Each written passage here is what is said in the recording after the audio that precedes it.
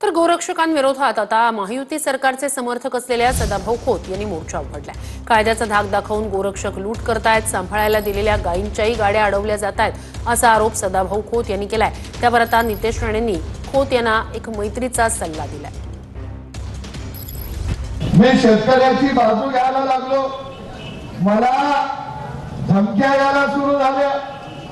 अरे धमक्या कोणाला देतात? शेतकऱ्याच्या पोरांना। आणि म्हणून मी नांगराचा फाळ आणलाय।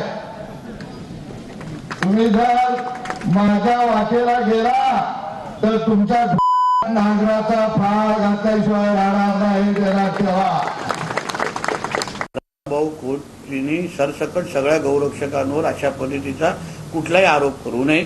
आमचे गौरक्षक जीवाची काळजी न करता या गायींना वाचवण्यासाठी सगळ्या पद्धतीची ताकद लावतात। म्हणून त्याच्यामध्ये मला असं वाटत नाही कुठलाही गौरक्षक अशा चुकीच्या पद्धतीने गैरफायदा घेतो। म्हणून सदाभाऊ खोतनी पण विचार करून वक्तव्य करावं असा एक मैत्रीचा सल्ला त्यांना दिला।